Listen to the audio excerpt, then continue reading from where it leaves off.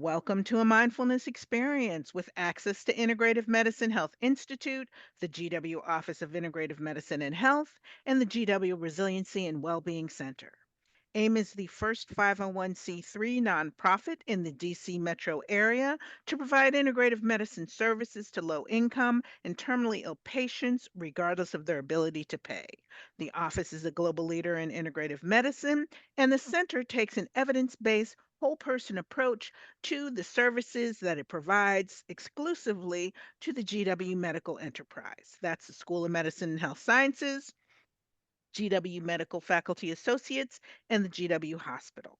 Today we have with us Ellen Goldsmith, who is an acupuncturist, Chinese medicine herbalist, educator, and founder of Pearl Natural Health.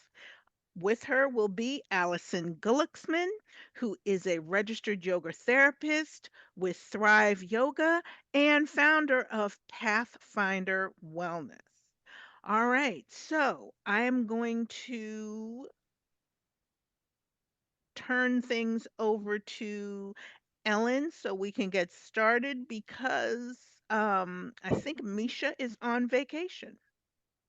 Oh, I'm glad he's on vacation, but I miss him.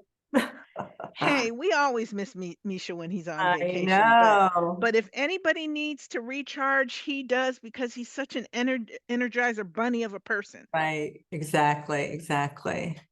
Hi, everybody. Hi, Jeanette. I'm so happy to be here.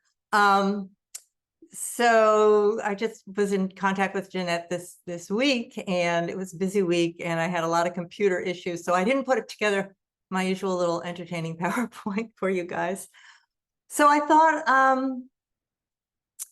I'd get into the kitchen and talk about some of my favorite cooking herbs, most notably ginger. And I love ginger a lot, and I use it all the time. But, you know, we have in our kitchen a trove of medicine that we can utilize every single day. And we can utilize it in a way that brings us joy, brings us delicious food, and supports our health and our well-being. And I'm going to, really, if you have questions about kitchen herbs and spices, throw them in the chat. I'll get to them later. But I do want to spend time talking about ginger. I'm not talking about garlic, which is ubiquitous, in this country. And people use it like all the time in everything. And I like garlic. But, it's interesting that some people can't really metabolize garlic well. Some people eat garlic and they'll burp a lot. Or if you have any kind of small intestinal bacterial overgrowth, or you have IBS, or you have some kind of bowel issue, digestive issue, sometimes garlic can aggravate it. So it's not like garlic is a bad thing. Garlic's wonderful, but it's very hot and spicy. And for some people, it's very aggravating. In some traditions, yogic traditions, or monastic traditions, not that anyone here is in a monastery, they don't use garlic or any kind of allium because they feel like it's too stimulating. And the point is to help to calm the mind and stabilize the spirit. So people don't use garlic in those traditions, but they do use ginger. And interestingly enough, they also use Sichuan peppercorn, which is quite spicy too. You guys can hear me okay? I just want to make sure I'm good on sound. Okay, good. All right, so what is it about ginger that's so interesting? Well, let's go back, because historically, thousands of years ago, even Confucius in his texts talked about ginger. So it started in Asia. It grows in subtropical, tropical climates, but also, like, I live in Portland, Oregon, which is Pacific Northwest, very temperate, and people grow ginger here too. So you can grow ginger if you have a garden. And so it was started in Asia, but it's believed that the Arab traders, the Silk Road went from Asia all the way through down into the Middle East, into Iran, where actually traditions of Chinese medicine were shared and still are alive to this day in what's known as vegetable doctors in Iran, where they talk about the cooling and warming properties of foods. So it's believed that the Arab traders brought it to the Mideast, to North Africa, Europe, and then, as all foods have done, they migrate and they move. And so now it's, mostly like there's in Southeast Asia, like Myanmar, Cambodia, different climates make the ginger different. Jamaica has a very strong tradition of growing ginger and using it in food. At the African diaspora uses it in foods. I don't think you'll find it in Latin American cultures, even though it grows there, but I don't know how it's used there. But mostly in the West here, we associate ginger with ginger ale, which is not really ginger, fresh ginger, or ginger beer, gingerbread, ginger cookies. So, mostly in sweet things. But in other traditions, it's, you can use it in a savory way. I mean, I use it a lot in stir fry. Like if you're doing a stir fry and you want a kind of Asian kind of palate, you use garlic, ginger, and scallion, and you chop it up really fine and thin, put it in the pan, or if you have a wok, and you wait until you can smell the aroma, and then you add in your other vegetables or your meats or whatever you're doing. I use it a lot in stews because ginger, and I'll get into the medicinal properties soon, I'll talk about that in a minute. So so you can use it in so many different ways. So I want to share with you a little bit. First, I'm going to share with you a little bit about the benefits, and then I'm going to share with you some ideas on how you might use it in your kitchen in really simple ways. So in Chinese medicine, which I practice in herbal medicine, the Chinese name is Shengjiang, and jiang means to defend. And so there's a kind of an association with this being a defending herb. So what does that mean? Well, in our Chinese herbal formulas and in herbal teachings, ginger is thought to moderate toxicity. So that means any kind of herbs that may have a minor toxic effect, it can kind of calm that down. It also removes the fishy flavor from fish. Some people don't like fish because of the fishy flavor or smell. So it can moderate that and kind of calm that down. It's mostly known as an anti-nausea and digestive herb. And in Chinese medicine, we use it to help the stomach. So it's very, in Chinese dietary therapy and medicine, we talk about how things can warm the body or cool them. So ginger, like garlic, is warming, unlike mint, which is cooling and refreshing. But you can totally put those two together, and I'll show you soon how you can do that. So when anything's warming, it's really good for your digestion. And ginger is said to go to the stomach, so it has a direct effect upon the stomach. Again, like I said, it's used anti-nausea for like women in pregnancy in that first trimester. Hopefully it doesn't go past the first trimester where there might be nausea. Ginger tea is really beneficial, and I'll show you a couple of ginger teas here.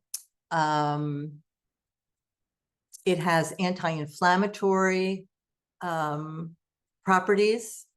It's in the same family as turmeric, curcumin, which is a very strong anti-inflammatory herb.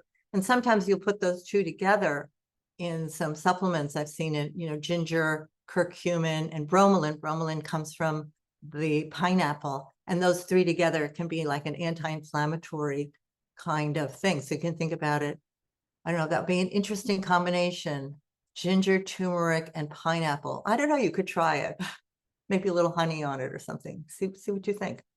So it has anti-inflammatory. It's thought to have antivirals. So people use it when they have colds because it warms you up. It also can help you perspire a little bit, which helps to move things out of the body. So it's useful in that way. What else? It high in antioxidants. So that's, very good kind of to counter any kind of free radical activity in the body. Of course, I always say eat more vegetables, more greens. Those will always make it really, really good. Anti-nausea, gives it immune support. And again, helping with digestion. Then there's, a lot of lore around herbs and foods and everything. There's a lot of lore and mythology. And some of the lore is it's an aphrodisiac, or it'll enhance your memory, or one thing I read said it talked about it would be an antidote to venom of a snake, of an insect.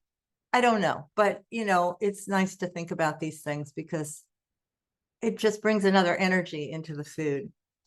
Okay, so what do you do? Like, okay, how do you shop for ginger? You want to find ginger in the store that is a little shiny. I couldn't find like a super good fresh ginger, but these are pretty good. So I got this. So you can see it's kind of light skinned. Well, I cut it, so it's fresh looking here. But like this piece had a little good pieces to it, but then you can see here it's a little dark and a little dry.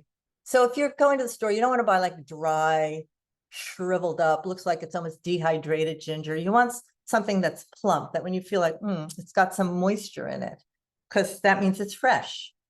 Sometimes in farmers market, you can even find fresh ginger, but it's so expensive.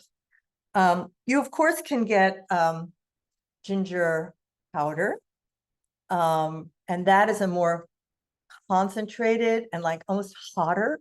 We use this more in gingerbread or cookies, but you can use it in a pinch if you don't have the raw ginger. So ginger is kind of funny because it's got this funky kind of skin to it, right? And people like, they'll take a knife and they'll peel it and they'll go, oh my God, like there's no ginger left. But there's a super easy way to get rid of the skin. And that's a spoon. And what you do is, I'm going to just do this over my cutting board here. Hopefully it won't fall into anything. But you just use the spoon and you just kind of, scrape it. And you get rid of the skin. It's so easy, and you don't lose the root, so you're not losing mass, you're just getting rid of the skin. And so you want to usually get rid of the skin. I mean, when I'm making a stew and I slice it up in pieces, I don't care about the skin so much, but I will wash it just so I don't have any dirt or other kinds of things on it. So I think the most well-known thing about ginger are ginger teas. You can go to the store and you can buy like ginger and chamomile tea, an excellent digestive. Chamomile is really good for digestion. It's kind of aromatic. It's a light flavor. Some people don't like chamomile, but it's so good for the gut. And then you put ginger in with it. And this is a really nice tea, traditional medicinals. And it says light, sweet, floral, and warming. And it is. And with a little bit of honey, like as a digestive after a meal, it's really, really nice. But an easy way to do it is to take a couple of slices. So I sliced it up, right? And what I like to do is I like to kind of, I don't recommend doing it like this, but I just I score it a little bit. So I just put a knife in it, or I'll butt the back of the knife onto it to kind of help release the juice. And then I'm just going to put it, I'm going to take about 4 slices and I'm going to put it into a cup, and I'm going to put some hot water over it, which I boiled. And you could just cover it and like let it steep for about 10 minutes. But a nice thing to do is a couple of options here. You can take like an orange peel or zest and kind of twist it so you release the juice and put it in. Or you can take lemon and squeeze it. Like one of my go-to drinks that I usually do in the morning, because I don't drink coffee. I never could. I have a really, I get very jumpy. So I can't have caffeine in the morning. So for years, until my dental hygienist just told me to stop doing so much lemon, I would mix lemon juice, ginger, and hot water with honey. And what that also does is the lemon also activates your digestion, gets the stomach acid going. And so it just kind of helps the stomach kind of wake up in the morning. So that's a lovely way to do it. And then, of course, adding honey to ginger tea is just delicious. But you can even just do like I just did here, just a slice, a couple of slices, and you can smell it and just let it sit and drink it like that. It's a really nice thing to do. I mean, in Ayurvedic tradition, they recommend drinking like hot water every half hour. And I would say that's good for the digestion, much better than cold. In Chinese dietary therapy, and we talk about warming and cooling a lot. And, it can seem kind of esoteric, but really, I mean, if it's hot out, you want to cool yourself down. And if it's cold out, you want to warm yourself up. So it's kind of common sense, but we don't have in the Western tradition of understanding like, oh, foods can warm you or foods can cool you. So ginger can warm you, and it can warm your stomach and help it function better.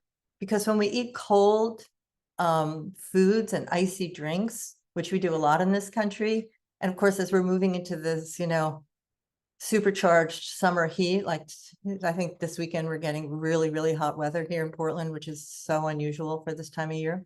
Well, less so these days. What happens when you drink cold in your body is your body has to use energy to heat that up, because your foods need to be about 100 degrees to metabolize. So it's kind of like using the heat with the windows open. You're wasting a lot of internal energy. So it's always better to have things that are room temperature or cool or hot than to have cold.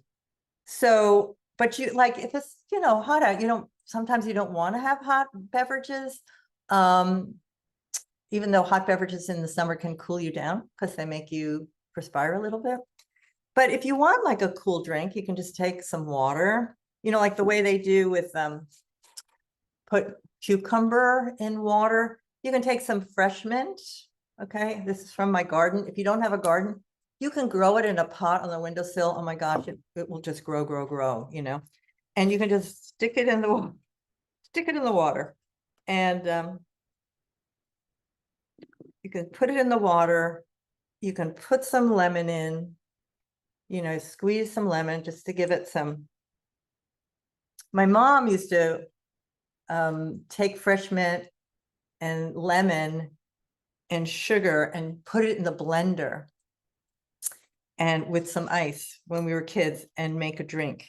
And then you can put some slices of ginger in it. And then you have just, and if you want to add a little bit of sugar or honey, and just let it sit. And that's just such a refreshing, cool drink. And so you have the cooling of the lemon and the mint, the refreshing of it, and the ginger is kind of warming, so it kind of balances out. And it's so, it's so refreshing, because it's got that lemon. And even now, I've just put them in like 2 minutes, and it's already minty. So that's a really nice way to have a lovely, refreshing drink. If you don't want hot tea, but you're trying to avoid the ice cubes in the cold. Okay. So those are some nice things. So we can do just plain ginger and lemon and honey, ginger and orange peel and honey.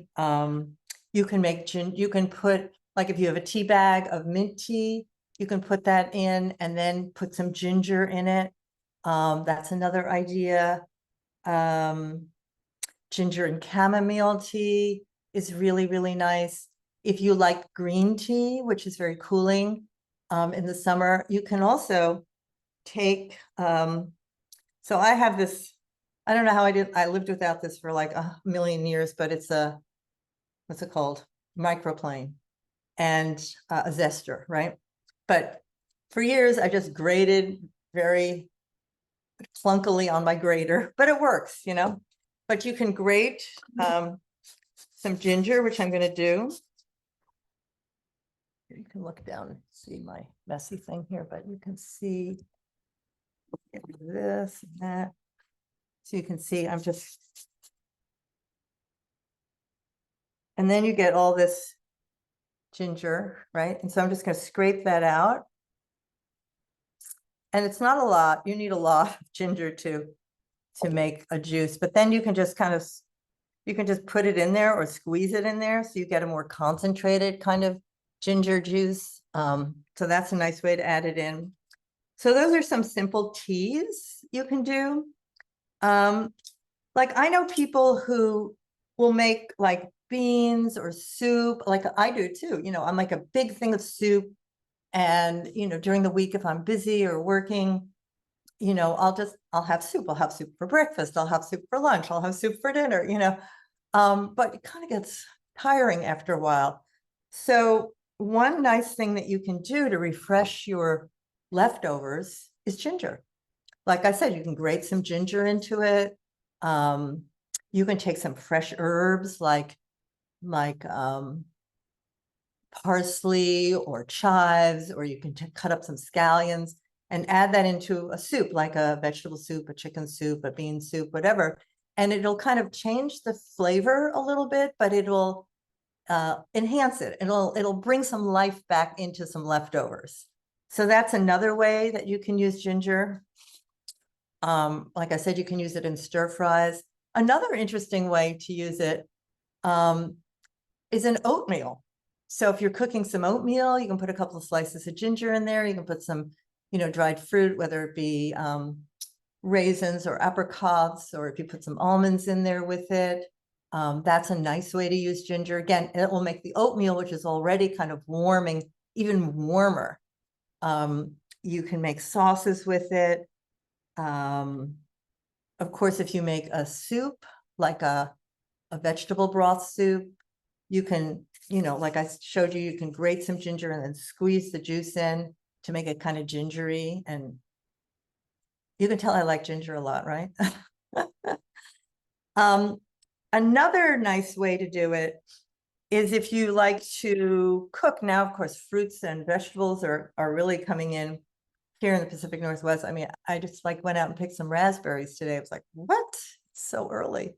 But rhubarb, which is a vegetable, not a fruit, is a great digestive. And so I made a compote with, and this is in my book, Nutritional Healing with Chinese Medicine, in the spring section for spring recipes.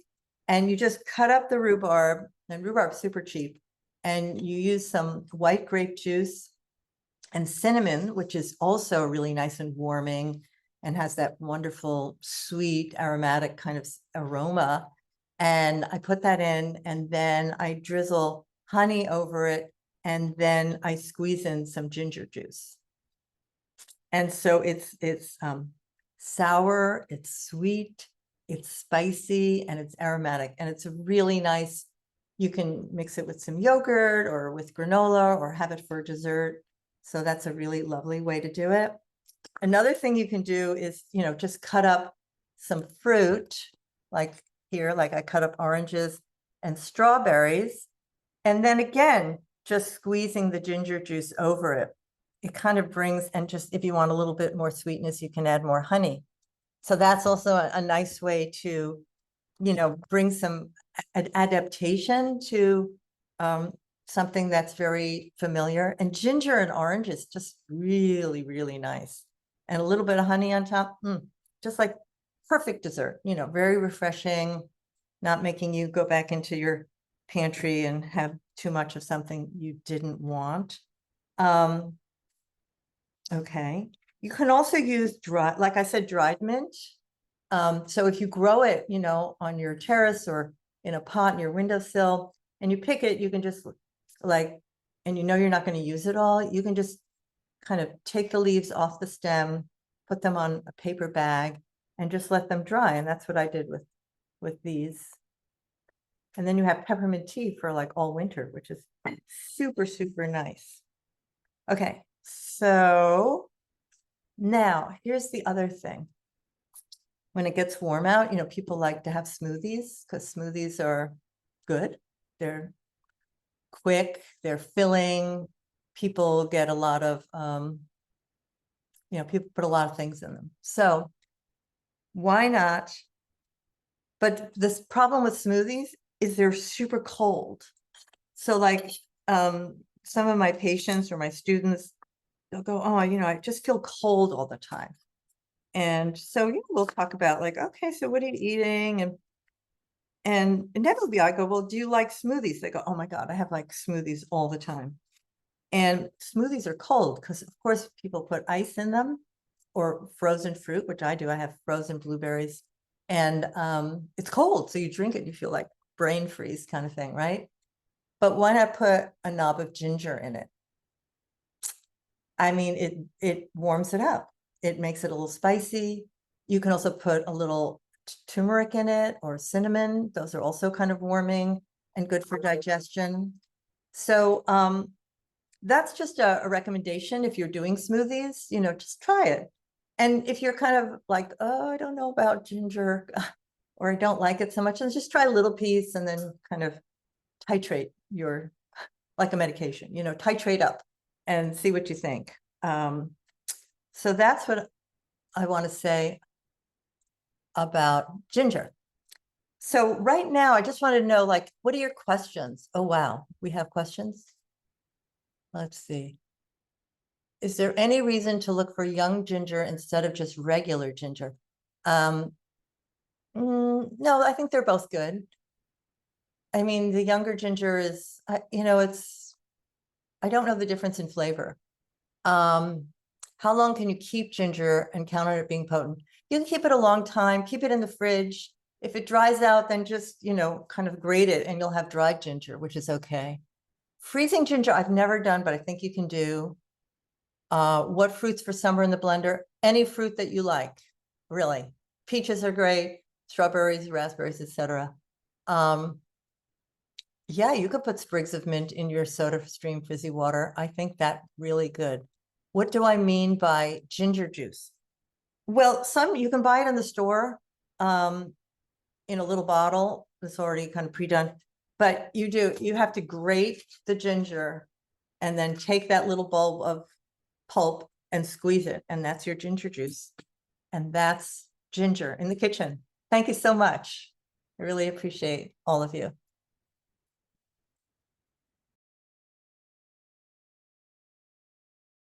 Thank you for that. I really enjoyed it. I don't use ginger enough, so I like all the recommendations that you included. I am Alyson. Thank you for inviting me back this Friday. I'm happy to be here to offer a mindfulness practice.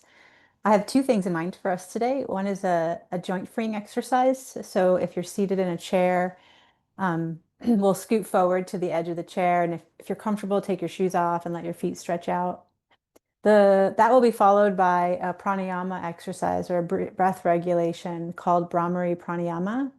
It's translated to hummingbee's breath. It has a very, there have been actually a lot of recent studies on Brahmari as a tool to decrease stress, anxiety, and improve concentration and memory. It also shows some benefits in wound healing and heart rate variability. It stimulates the parasympathetic nervous system, so it helps modulate down the nervous system and improve healing and rest and restoration in the body. So we'll start with the joint freeing. I'm gonna scoot my computer forward just so you can see me. So like here, and hopefully you can still hear me. And I'll scoot this back just so you can see what I'm doing with my feet and legs. So I'm seated in a chair. I'm gonna go back a little bit more. And I'm scooted towards the front edge of the chair. I'm gonna keep my feet connected to the ground and just let my hands rest on my legs. And with the heels still on the ground, lift your toes and curl them in. I know you can't see my toes, I'm a little too close still, but imagine you're lifting your feet and curling your toes in and then relaxing them out. When you breathe in, curl the toes in, and exhale, relax the toes. Breathe in and curl the toes, and breathe out, relax the toes. And then place the toes back down on the mat, on the floor, sorry. And lift the heels of your feet. So imagine if my hands or my feet, lift the heels up off the feet, off the floor, and then lower the heels and curl the toes back.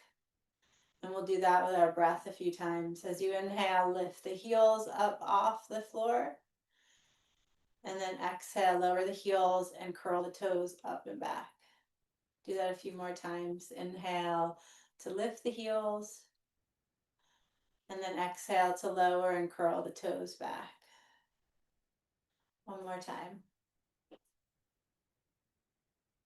And lower the heels, curl the toes back.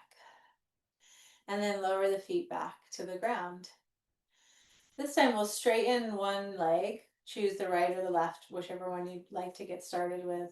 And as you straighten the leg, curl the toes back. And then exhale, bend the knee in towards you.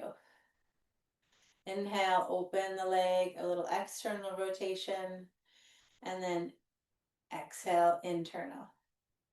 Then reach and straighten the leg. Let the foot rest, the heel rest.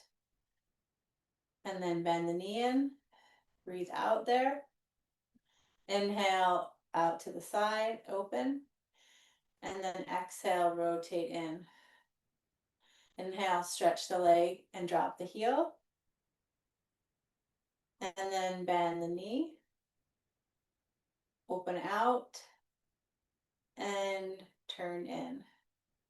One more on this leg. Straighten the leg, drop the heel. Bend the knee in. Open out. And in. Then plant that foot on the floor. Extend the opposite leg. Heels touching the ground, toes curl back. Breathe in there with a straight leg. And then exhale, bend the knee in. Inhale, external rotation, rotate the thigh out. And then inhale. Lengthen, breath in. Exhale, bend the knee. Inhale, out. Exhale, rotate in. Let's do a couple more. Breathe in, stretch the leg straight. And then exhale, bend the knee. Out to the side. Exhale in. One more. Straighten the leg, breathe in. Exhale, bend the knee. Inhale, out to the side. And exhale.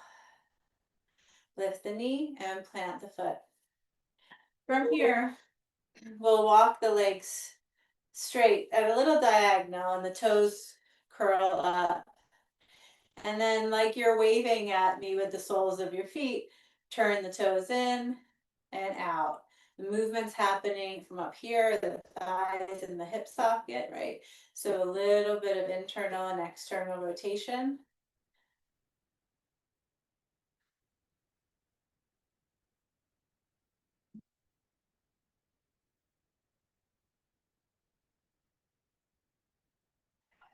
One more wave.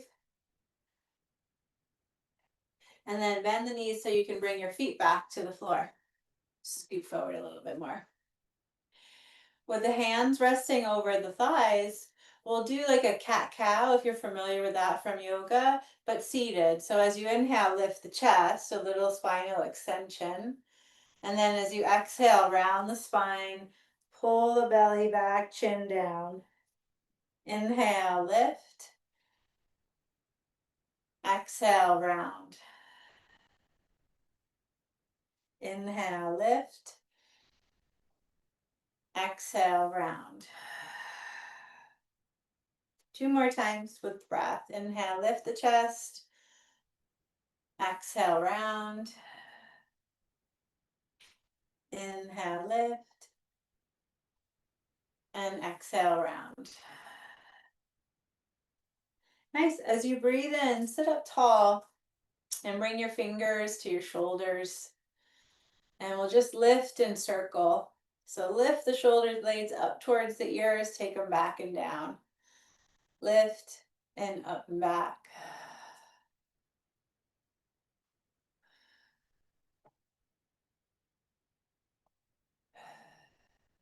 And reverse directions.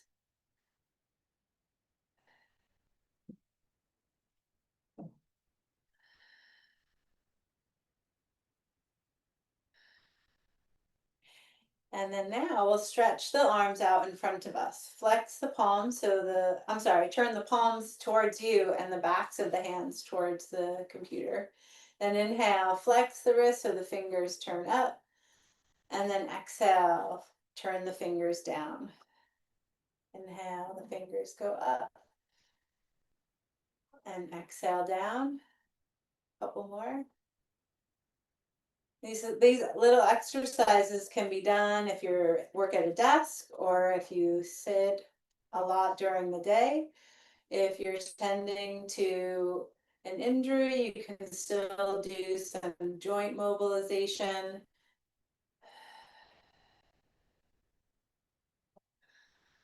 Nice. Now turn the palms face up and we'll move the thumbs apart and then the fingers towards one another. So pull apart and come together. A couple more like that.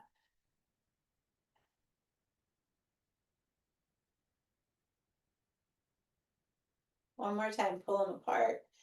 And then as you bring the fingers towards one another, slide the hands into the hip creases, so the little blade, the edge of the little finger rests right at the hips. As you inhale, stretch out your fingers and broaden around the palms of your hands. As you exhale, curl your fingers in and make little fists. Inhale, open your hands, stretch out through the fingers. Exhale, curl the fingers in. Couple more, breath in, open the hands. Exhale. Inhale. And exhale. We'll take the hands back to our shoulders. Stretch the elbows back as you inhale. And then exhale, try to tap the elbows together in front of you. Inhale to open. Exhale to try to tap. If they don't go all the way, it's just the energetic of trying to tap those elbows together. Inhale to open. Exhale. Breath in and out. One more time. Nice. Open the arms and stretch them up. They can go wide, they can reach up overhead. Soft bend to the elbows are okay. So here's your breath in. And then as you exhale, take the arms back behind you. Inhale, the arms go forward and up. And then exhale, they sweep back behind you. Breathe in, stretch up. Exhale, back. One more time, up and back. Nice. This time we'll stretch up and then place one hand on your thigh, the same hand to thigh, and take the arm that's reaching up and side bend over to the side, the hand that's down on the leg. Take a nice full breath into the side body there and out.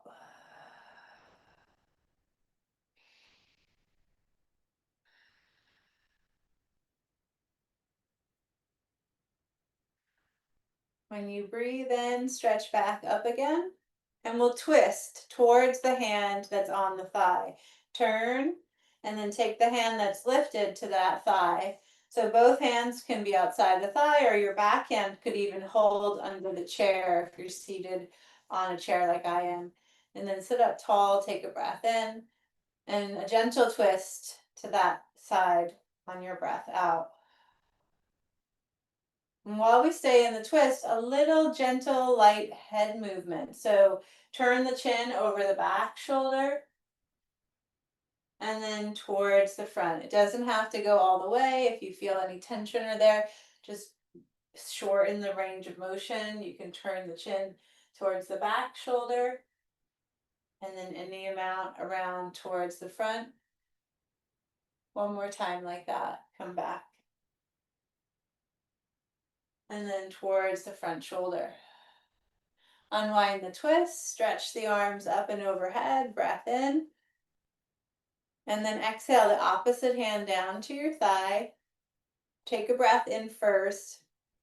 And then side bend over towards the side where the hand's resting. You take 3 breaths, really noticing the length here along the side of the ribs.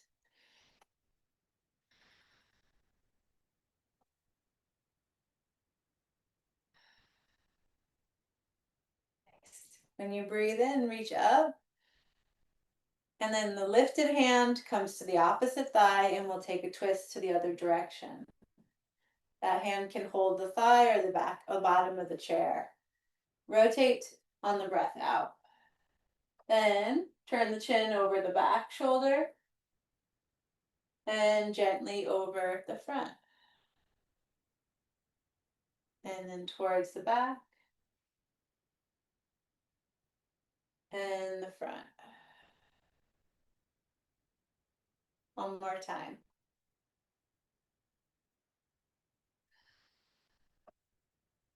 Turn around to center, stretch the arms up. And then lastly, we'll goalpost the arms.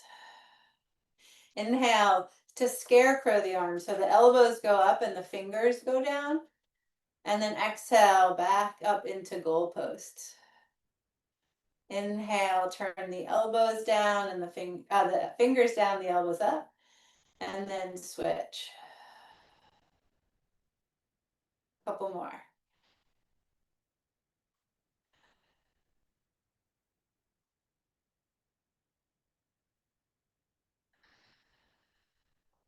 Nice. Let the hands rest over the legs. And one final length for the neck. So sit up tall. And then as you breathe out, right ear to right shoulder.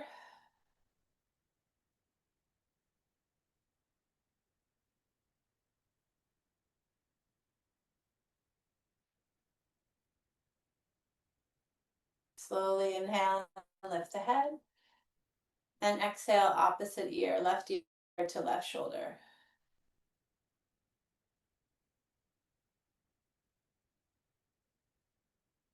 And then slowly lift the head.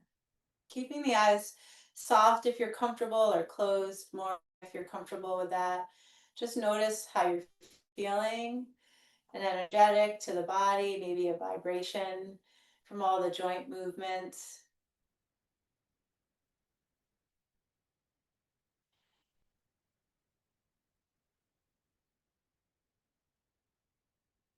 We'll move from here back into the breath exercise. So I'm just scooting you closer so you can see me.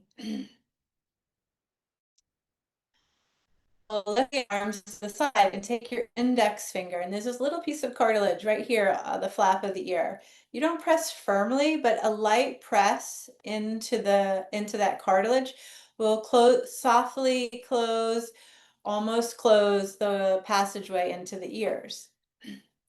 The breath goes in through the nose as well as out, but when you exhale, it's a hum. It's called Brahma, you're humming these breath, right? So keeping the eyes closed or softly cast down the cheeks, you'll take a breath in from the nose while pushing in gently on that cartilage to the ears. And as you exhale, you hum.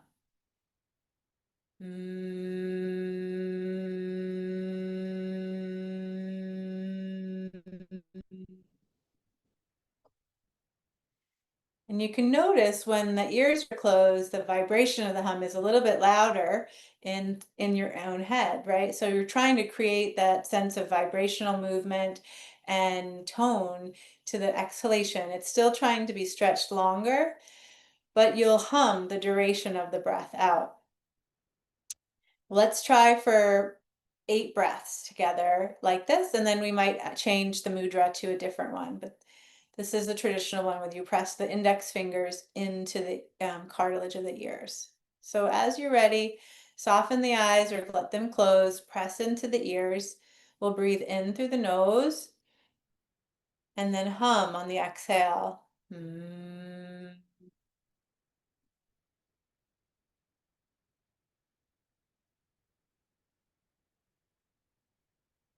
Mm.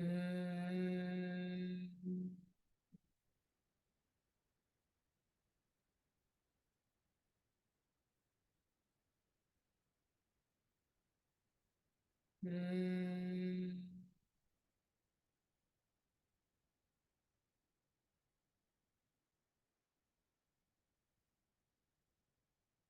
Mm.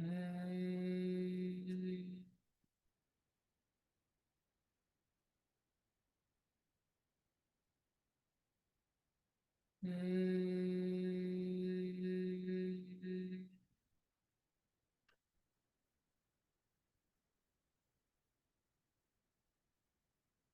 Mm.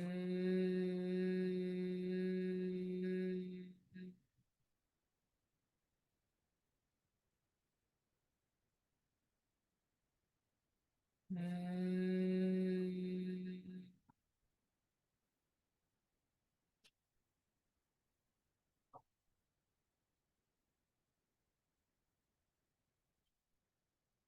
When you complete that exhalation, let the hands rest in the lap for a few moments and notice what it feels like to tune into your breath and your body.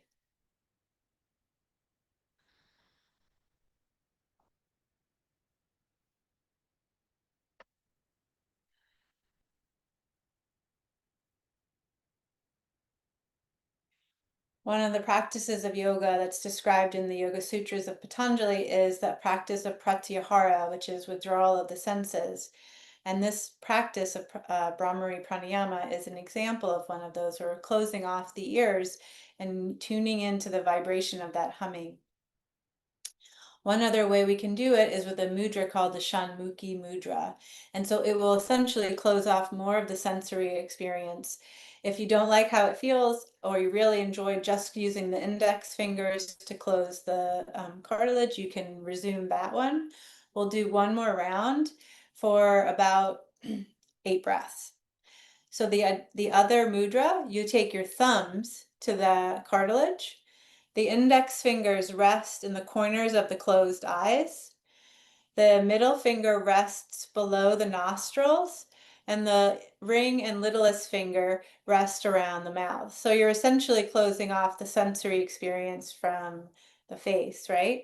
And when you're ready, either this mudra or the index fingers to the cartilage of the ears. We'll breathe in through the nose, through the partial opening with the fingers there, and then hum on the breath out. Mm.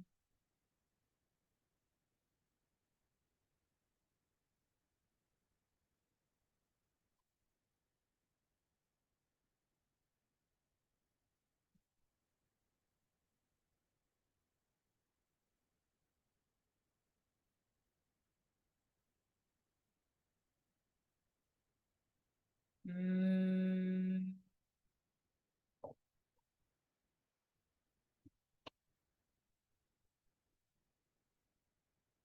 Mm.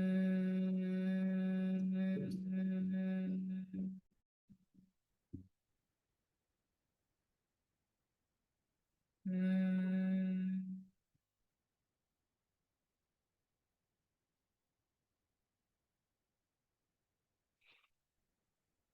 Mm.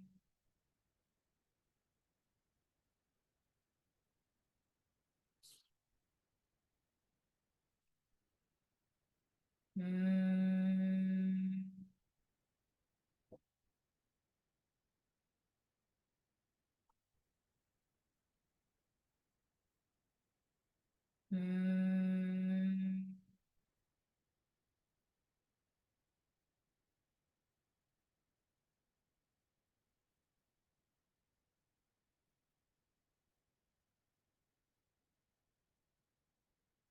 After the exhalation, let your hands rest in your lap.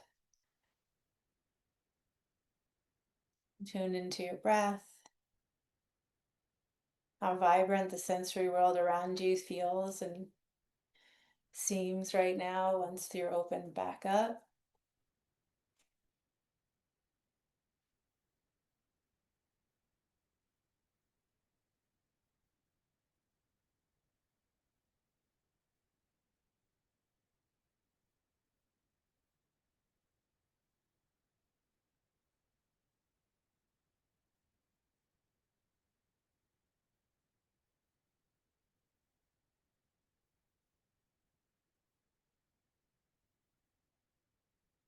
And when you're ready, you'll start to flutter open the eyes.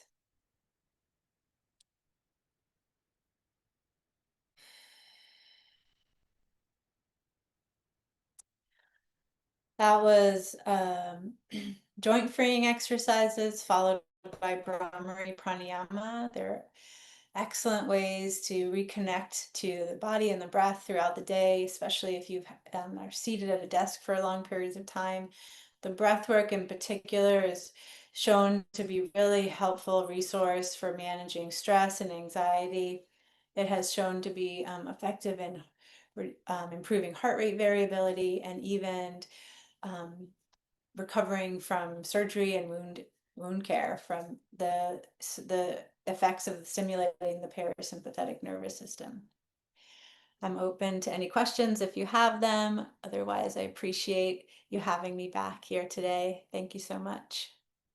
We always love having you with us. Folks, if you would prefer to unmute yourself and ask Alyson your question instead of typing it in the chat window, go ahead and do that.